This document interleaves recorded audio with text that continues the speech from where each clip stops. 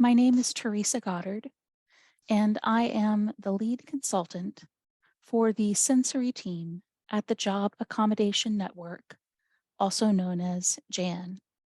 I've been leading this team since about 2015, and I've been working for JAN since 2008. Primarily, what I've done during that time is answered questions about the Americans with Disabilities Act and about workplace accommodations. My specialty areas include vision, hearing, communication disorders, and respiratory disorders. So if you ever have a question about how to request an accommodation for any of those conditions, or how to make an accommodation for an employee or an applicant, if you were to call in to Jan, you might get to speak to me. Our core service is providing technical assistance on Title I of the Americans with Disabilities Act, as well as free confidential consultation on workplace accommodations for various conditions. And all of us have different specialty areas. I do have some slides to share with you today. We'll be talking primarily about vision impairments in the workplace and how to make and request accommodations for those. We'll also talk about a few scenarios based on real JAN cases. So what I'm going to do now is share my screen so that you can see the slides.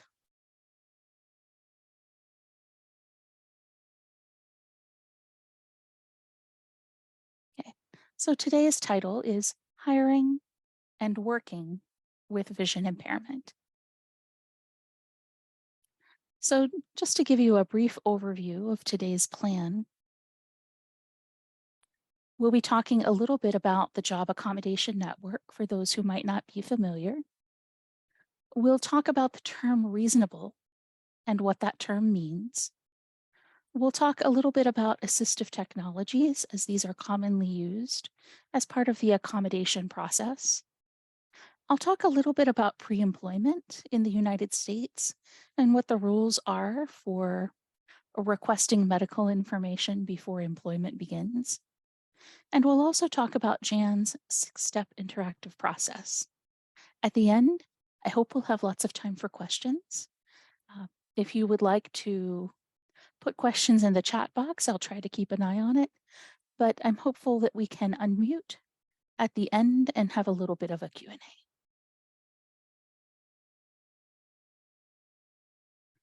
So if you're not familiar with the Job Accommodation Network, we've been in business for about 30 years. We actually predate the ADA by a few years. And as I mentioned, we do consultation on job accommodation, on the Americans with Disabilities Act. We also do a little bit of consultation on the Rehabilitation Act, which is a federal law in the United States that predates the Americans with Disabilities Act. We also have a team that deals with entrepreneurship.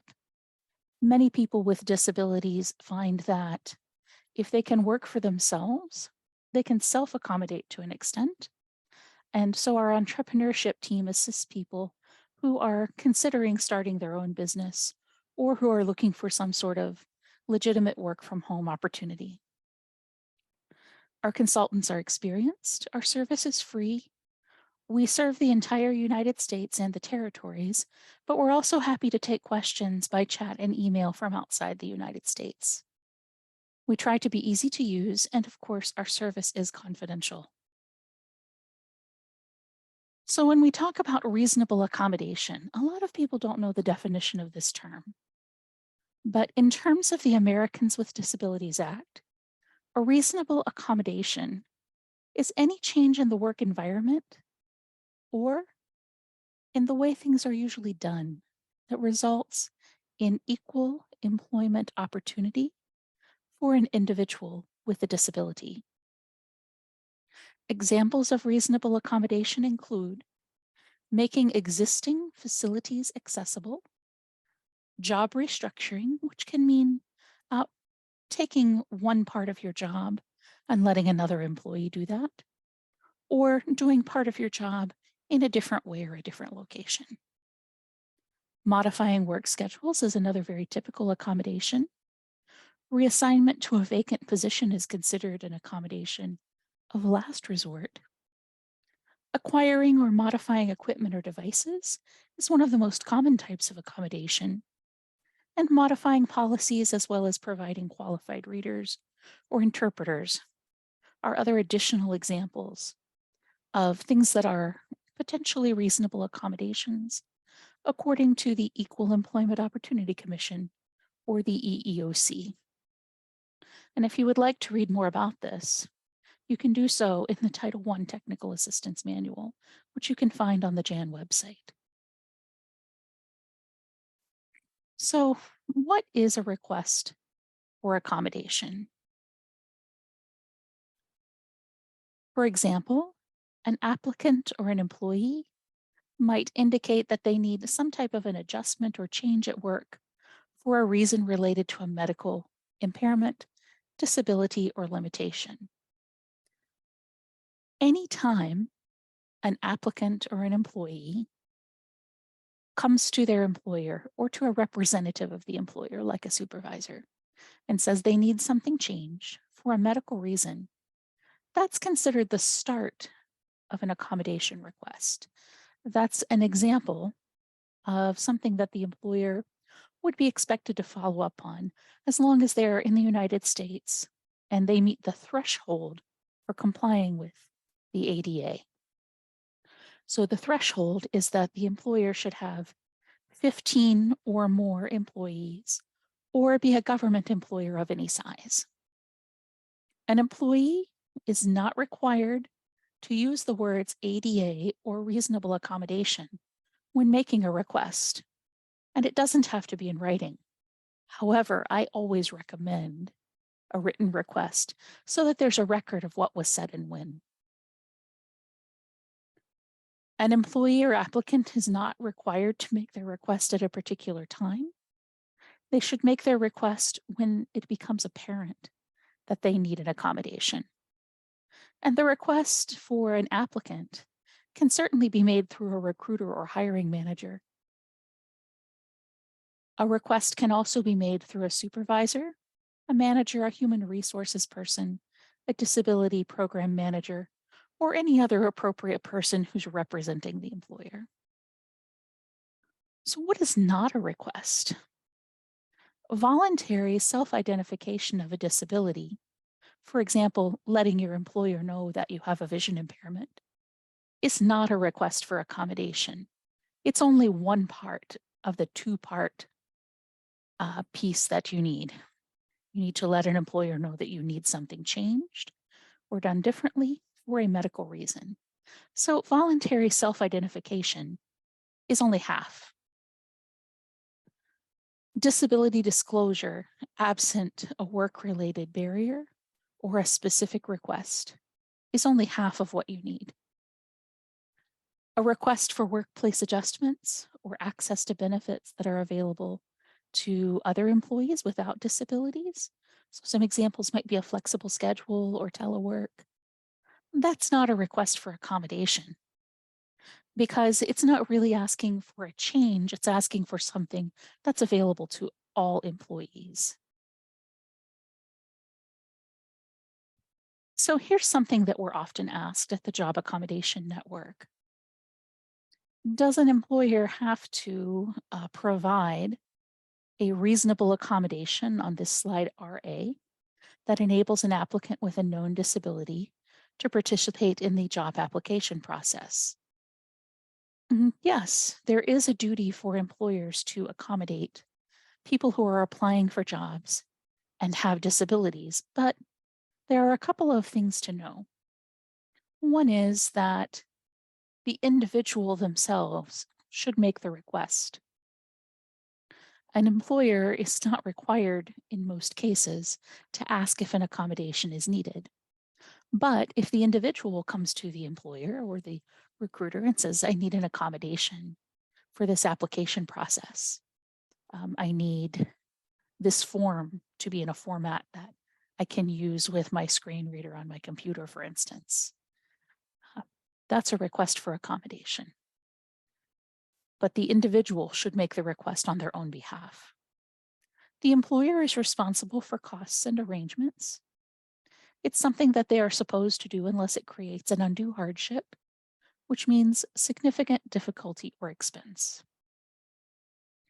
An employer cannot refuse to provide an accommodation solely because it entails some costs. However, an employer doesn't have to do exactly what someone is requesting.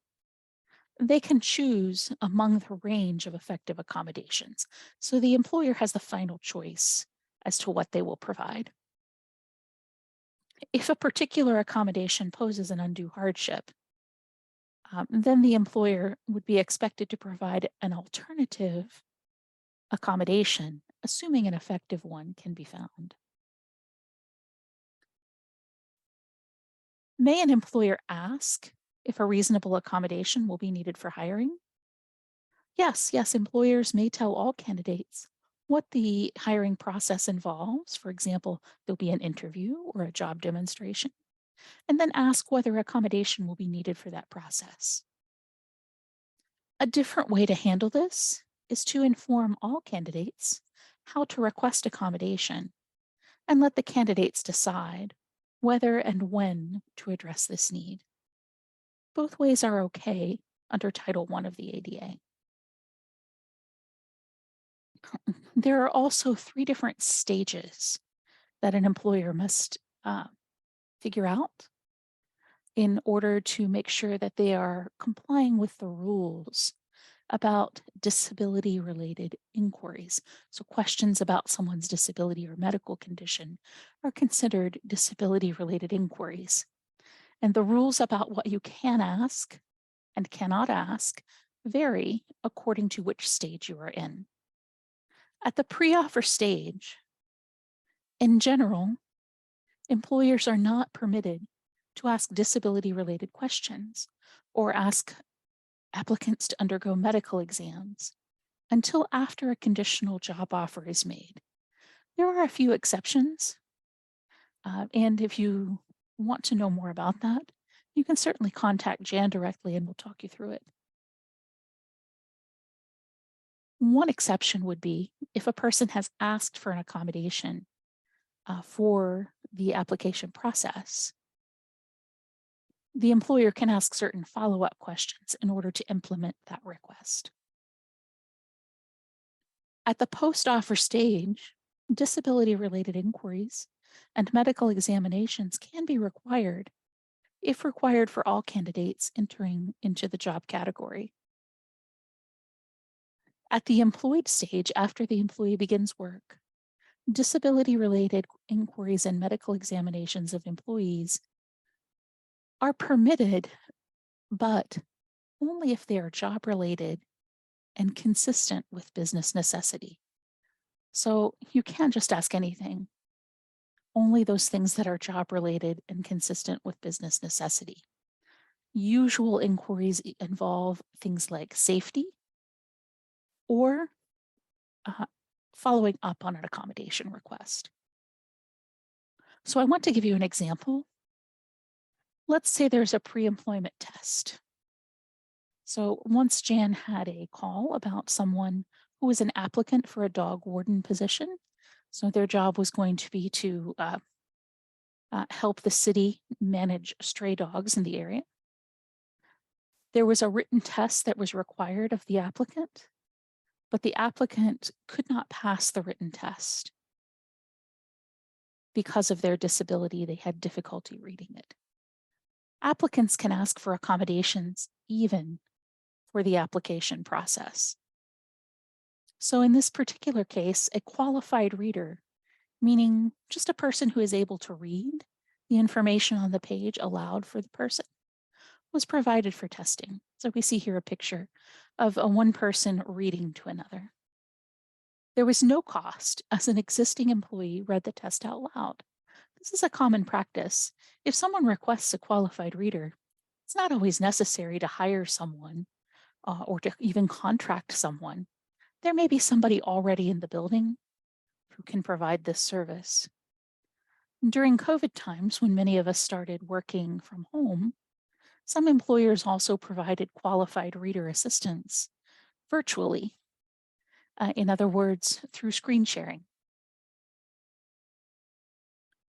On the job needs may differ from interviewing needs, so an employer shouldn't assume that what the person needs in the interview is what they will need all the time. I also want to tell you about a company called IRA.io.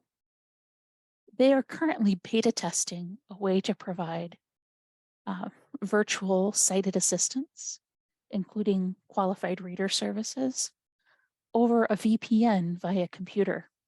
So if an employer is not able to provide this in-house, there's now an option for doing that virtually. There's always been an option to do it virtually, but this is just a more organized way of doing it. So I want to talk about some myths. Some employers sometimes say, oh, applicants should always tell about their disability during the hiring phase. But actually, the ADA law doesn't require this. Some employers will say if they had known the person had a disability, they wouldn't have hired the employee. Well, that's exactly why they're not supposed to ask questions at this stage.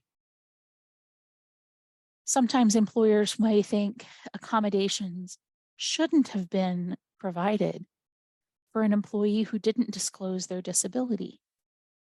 But this is also another myth. A person with a disability in the United States can ask for accommodation at any time during the application process or during the period of employment. And this isn't coming from me.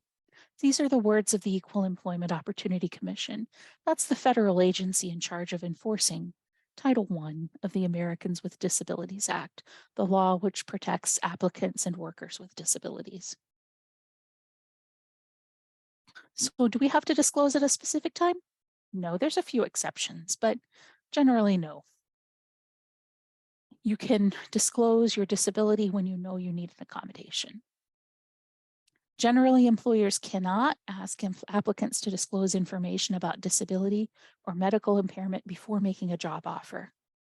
However, the applicant will need to disclose during hiring in order to get an accommodation. For instance, if they need something to help them complete an online application because the application doesn't work with their assistive software, or if they need an accommodation to participate in a job interview, or to take an employment test, they'll need to speak up.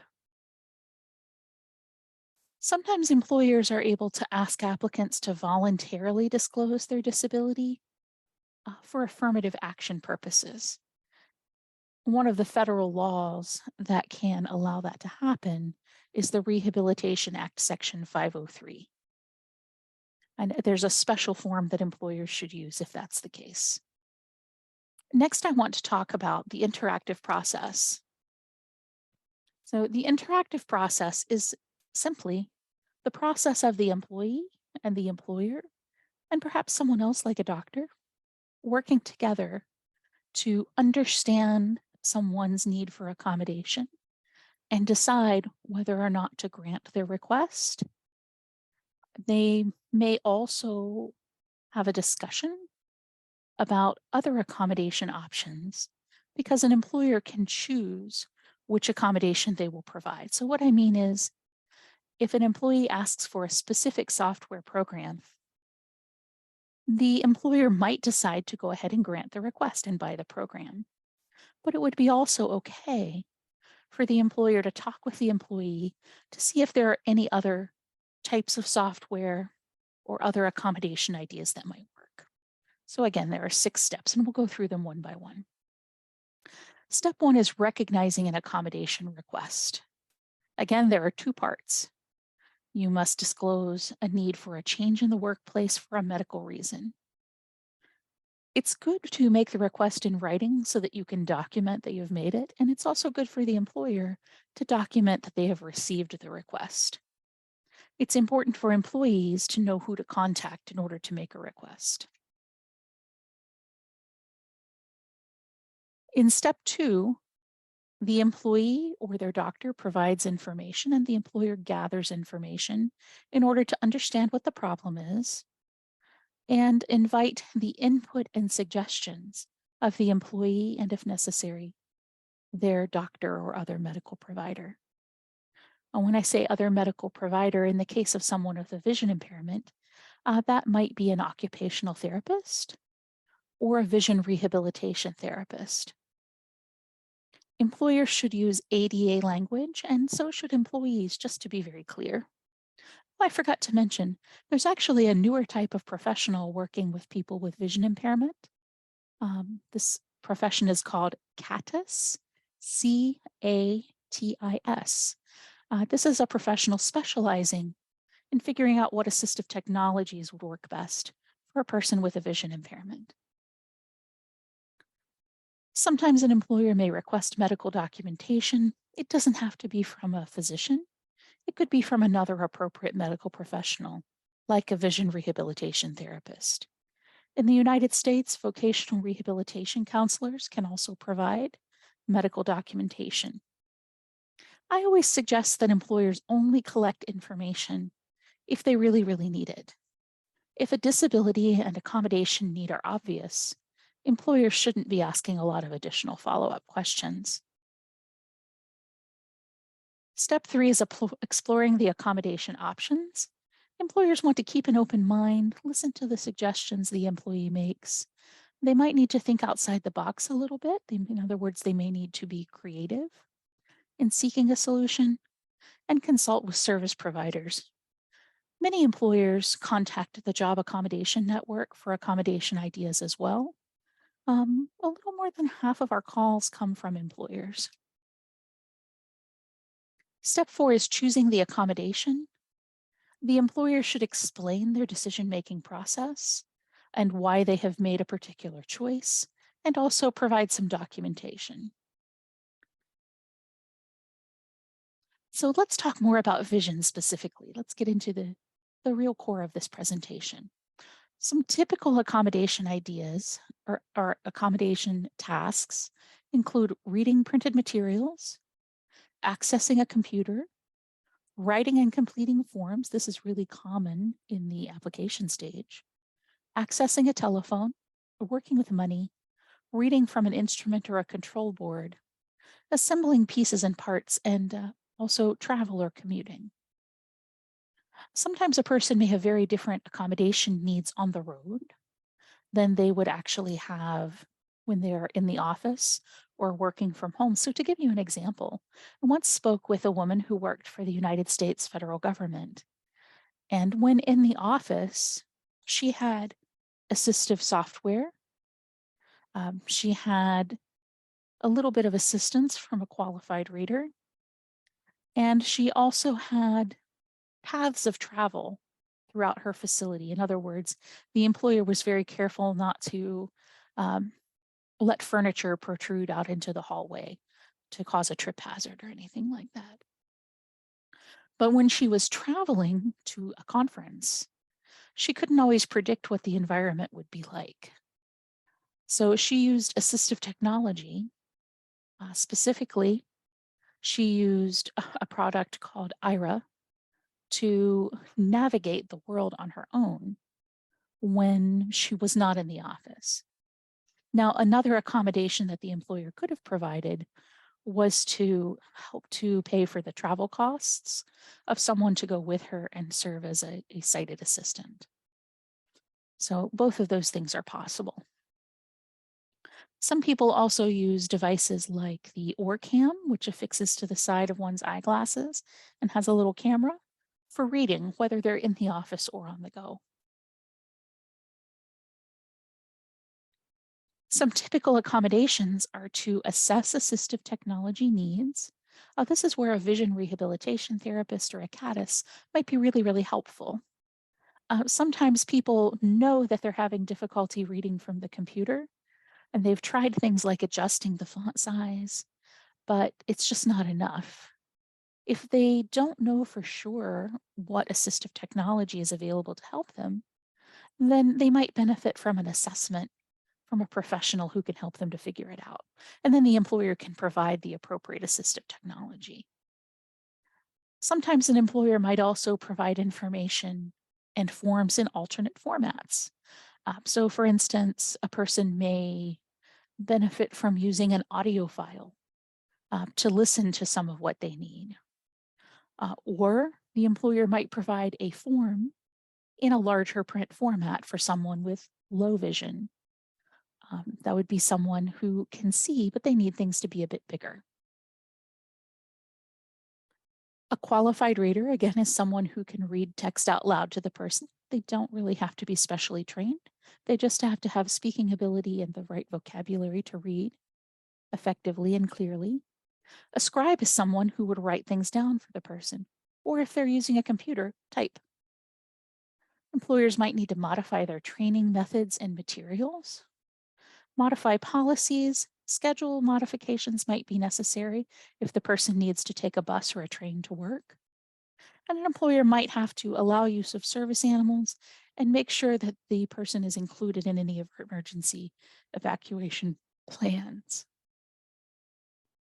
So, what is assistive technology? We've been using that term a lot, and I haven't defined it for you.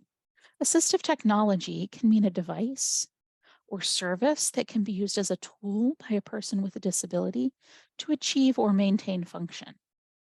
So on this screen, we have a few different examples. So as I mentioned, Jan takes questions on a lot of different types of disabilities.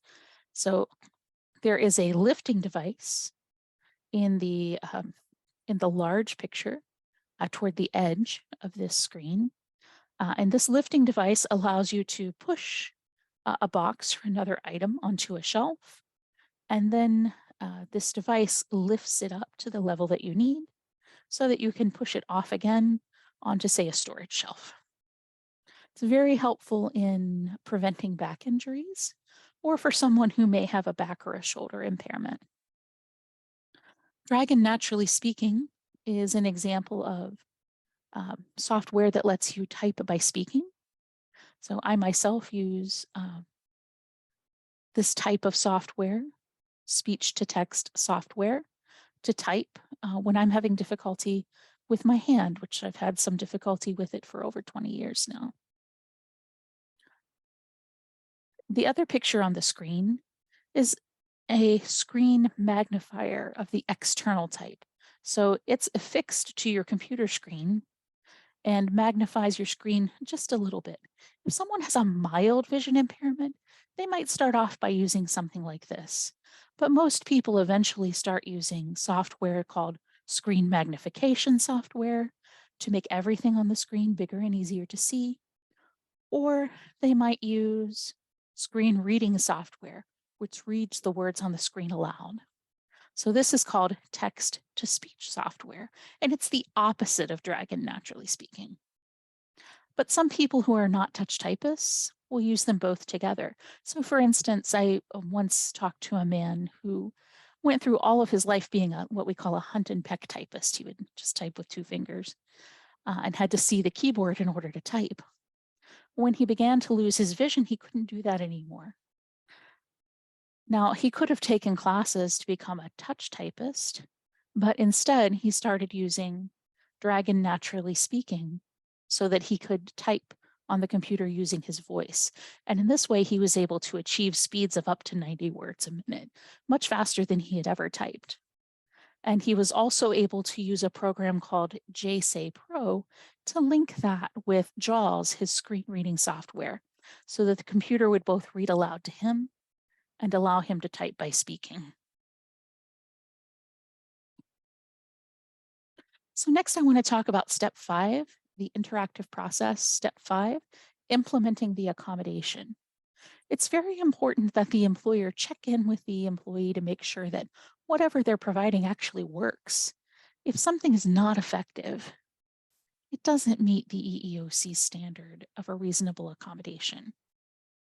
If an employee has concerns, of course the employer should be responsive and try to address those concerns. Remember, if a person needs assistive technology provided as an accommodation, they might also need training on how to use it appropriately.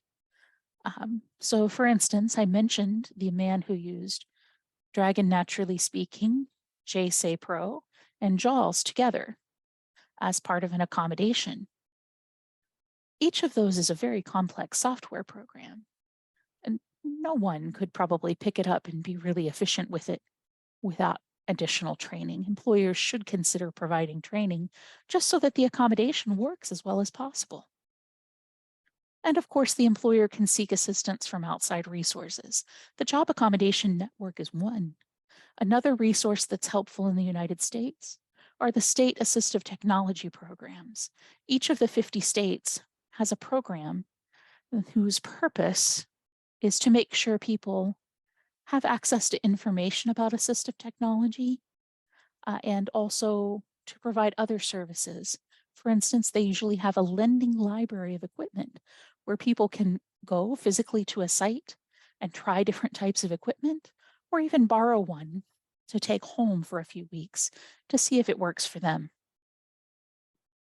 In step 6, we monitor the accommodation, which means checking in to make sure that it's continuing to be effective, especially with vision impairment. As a person's vision changes, they may need different equipment or software.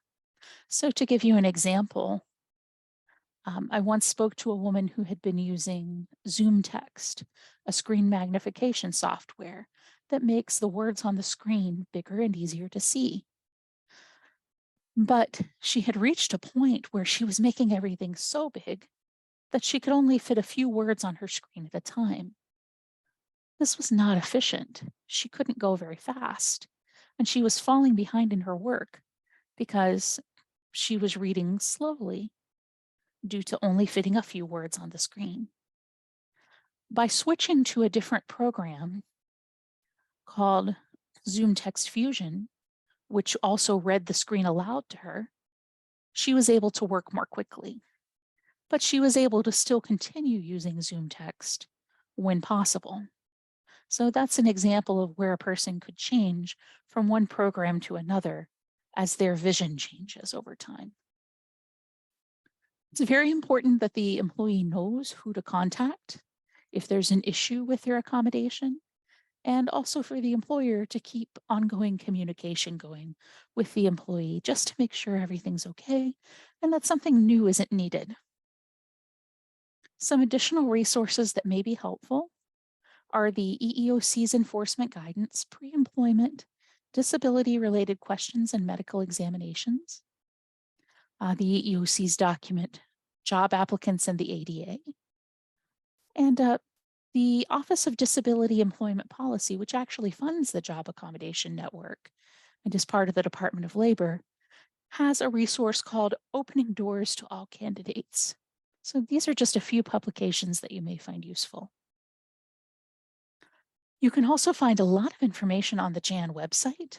We have a section called A to Z of disabilities and accommodations, where you can find information on practically any topic related to workplace accommodation that you might want to read more about. So some examples are disability disclosure. People often call us and say, should I let my employer know about my disability, or should I just keep quiet for now?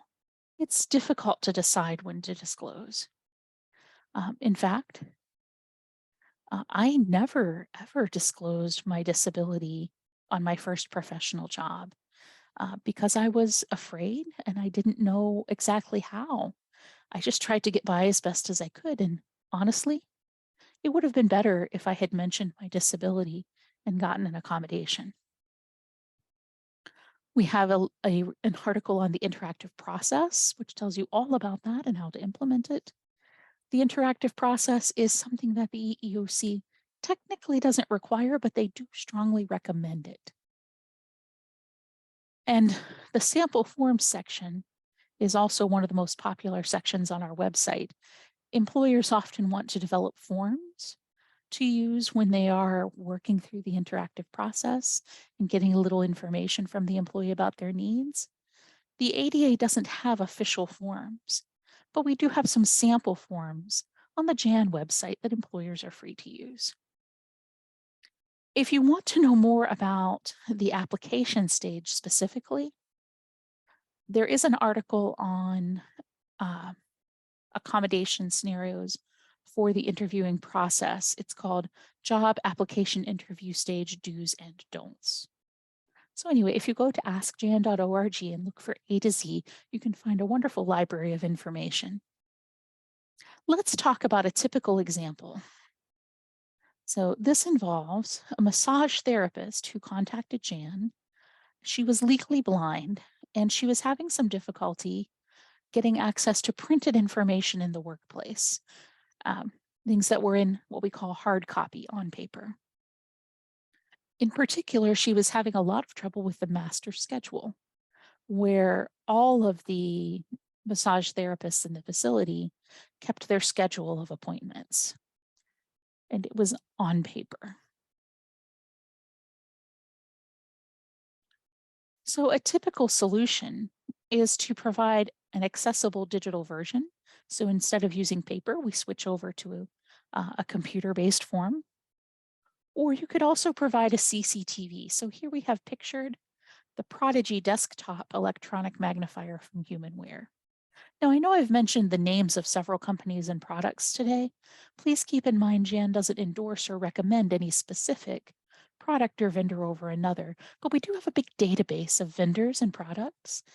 So we're able to keep track of different types of products that can be used as an accommodation. We can talk with you about their features, but I don't mean to endorse one over the other. So in this case, the employer didn't want to implement a digital format. Sometimes it can take a long time to change a business practice. She had a CCTV, which had been provided to her by her vocational rehabilitation program, but it was really large and heavy, and it was stored a little bit away from where the master schedule was kept, kind of like in a back room. What made it even more difficult is sometimes her coworkers would want to use that room and they would pick up her CCTV and move it somewhere else. Well, because she had low vision, she had difficulty seeing. So if they moved her CCTV, sometimes she couldn't find it. So let's talk about some related issues. Most healthcare systems these days use electronic medical record systems. And while this is very good in some ways, for a person with a disability, especially a visual disability, it can make their job much more challenging because different record systems can vary a good deal in terms of how accessible they are, how well they work with features like magnification or software programs like screen magnification software and screen reading software. Also, as in this case, some information might be more convenient in hard copy, like tables that display a coworker's schedule. And if someone does have handwritten notes and signatures, those aren't always the most screen reader friendly. There are only a few programs that can read from handwriting right now. So what are some options to consider for this person? Well, they could find a better place for her CCTV, someplace that's secure so people won't move it around and that's close to where she needs to use it. They might designate someone to be a qualified reader, so ask a coworker to assist her. It doesn't have to be another massage therapist. It could be a receptionist or an office assistant. They might ask State VR, State Vocational Rehabilitation Program, or a scripting vendor for some assistance in making a digital version available to her. And there are some portable AT options that could be helpful. OrCam, again, that's the camera that affixes to eyeglasses. Ira, that's either an app where they have a desktop client in beta testing. A portable digital magnifier is something that you would hold up and use to magnify text. It has a little camera that takes a picture of what you're trying to see, and then you can adjust the magnification according to your needs. You could also use a little handheld magnifier. That would be fine too for some people. And a Seeing AI is another app that can be used for reading. Okay, so we've come to the end of my prepared slides, but I'd be happy to go into a little more detail on anything that we've talked about today or answer any questions. So if anybody has questions at this time, I believe Roy is going to unmute. Yes. Thank you very much, Teresa. We did have one question and this came from Mohammed. Now he lives in Pakistan, and I don't know if this is something that you've encountered or if that's something that appears in Jan, but for job seekers who are blind and looking for an opportunity to migrate to the United States, um, is this something that Jan has encountered, and do you have any insights with or be, within or beyond Jan to be able to potentially help blind individuals to be able to obtain a work visa or be able to obtain entry to the United States? Oh, that's a great question. Thank you, Mohammed, for asking. We have had questions in the past from job seekers who wish to immigrate. Most of the cases I've dealt with personally have involved someone who already has an offer and a work visa that the employer is arranging. So that's most common. I've assisted employers who were onboarding or bringing into their workplace someone from overseas. Um, but I don't know a whole lot about the actual visa process. I think usually you would have to have some type of job offer in hand in order to Okay. make this work. But if you would like to talk about it in more detail, you can always send an email to jan@askjan.org. You can even put my name in it if you would like, and I would be happy to find out what I can. That So would be Jan's contact wonderful. information is here. Oh, sorry, Roy. Yeah, that's perfect. Thank you. Second question, this has come from an employer. Um, we don't know if the softwares that we use internally are accessible for individuals who have a visual impairment. Is there a repository or a list of software or a list that has been compiled where there has been a review on various technologies and softwares on whether they are accessible for the visually impaired? That's an excellent question. I'm so glad that you asked. So in the United States, the law called the Rehabilitation Act requires that the federal government purchase software that's called 508 compliant. 508. So in order to be 508 compliant, a software program needs to be able to work with the most common types of assistive technology. It needs to be what we call accessible. So if you're looking for something that's likely to work, starting with things that are designated as 508 compliant is a good place to start.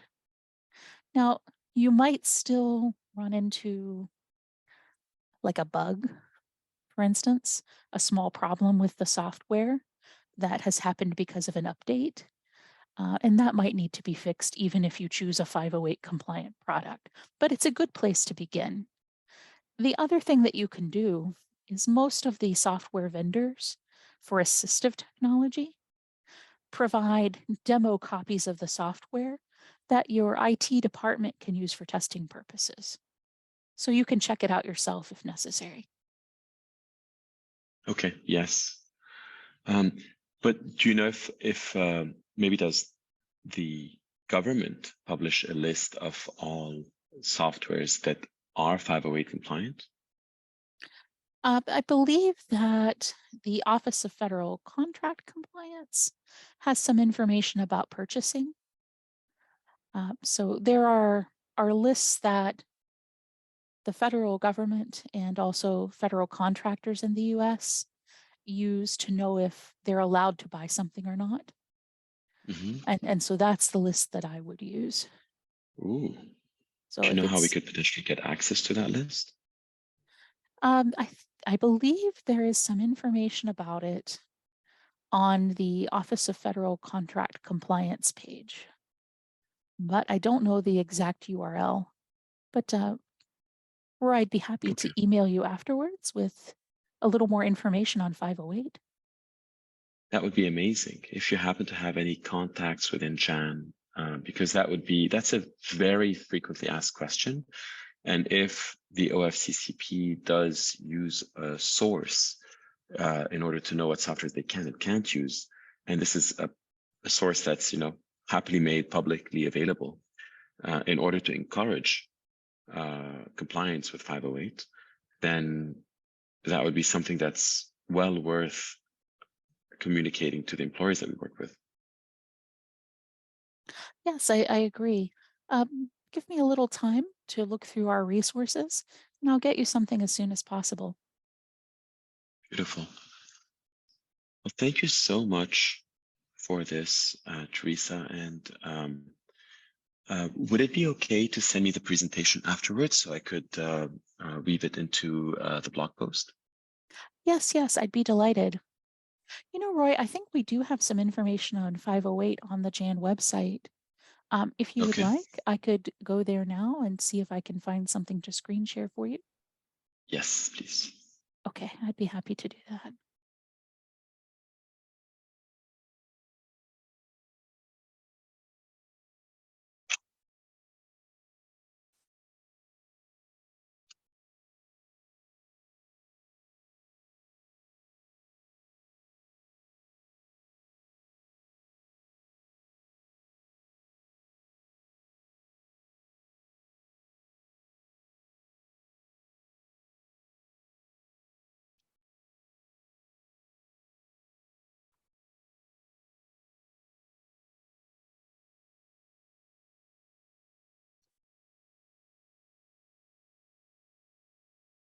Sorry, just a minute more.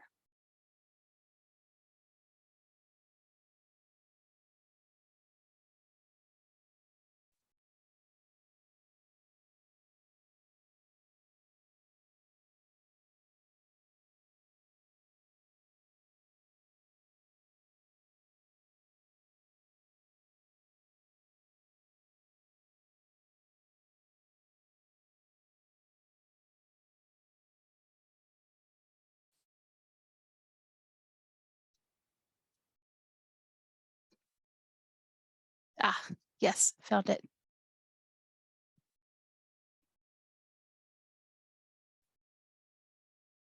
Okay, so you should be seeing the Job Accommodation Network website. Are you able to see that? Yes, I can. Okay, so at first I'm going to go here to the A to Z section. And here we can choose by disability, by limitation, by work-related function, so like your task, by topic and by accommodation. And under the letter R, we have the Rehabilitation Act. And this is where you can find links to all of our resources on the Rehabilitation Act. Toward the bottom of the page is the information on Section 508. So I'm just going to click through. Yes, and this takes me to section508.gov. This is where I would begin if I were looking for information. One place that you can go on this website is the Accessibility Requirements tool.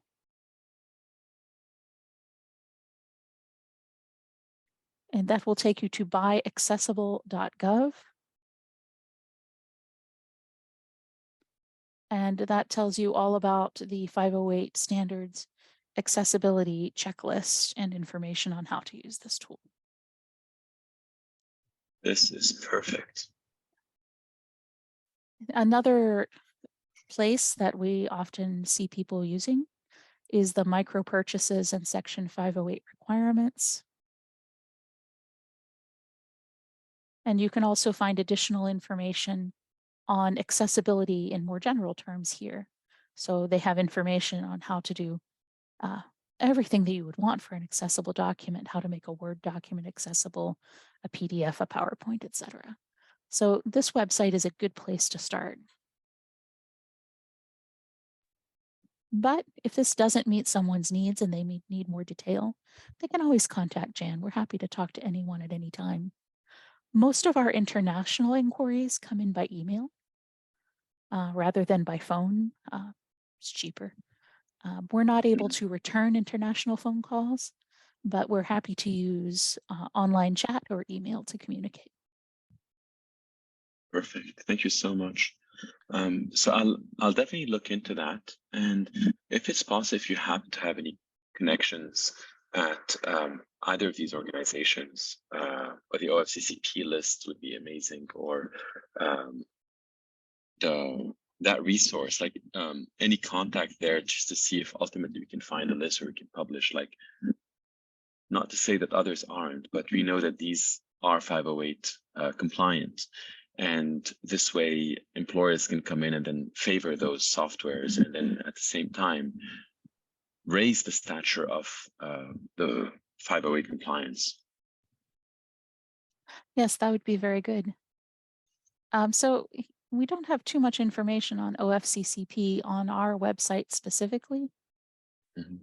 Let's see. We do have the link to the directory of offices, but I'm not sure if this is what a person would need. I would say, let me speak to Jan's director to see if there are any contacts that we can provide. And of course, I can give you some of the links that we have discussed as well. Perfect. Thank you so much, Teresa. That is You're super welcome. insightful.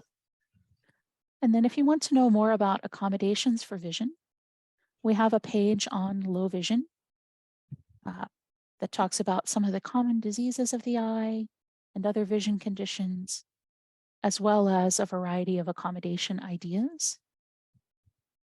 And we also have a similar page that's for blindness. So for those who have the more severe vision impairments, they may need different accommodations. So screen reading software versus screen magnification, for example. Yeah.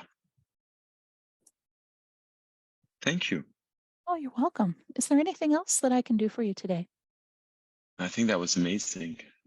So I look forward to any resources we could get here on that next question, to obtain that list of softwares, if possible, from the OFCCP, as well as the slide deck, and then I'll get to work on it. Yes, I'll be happy to email you the slide deck and some additional links on 508 as well. Thank you very much. Well, thank you so much for having me today. It's been a pleasure to speak with you and your group. I really appreciate the great questions that the group brought forward as well.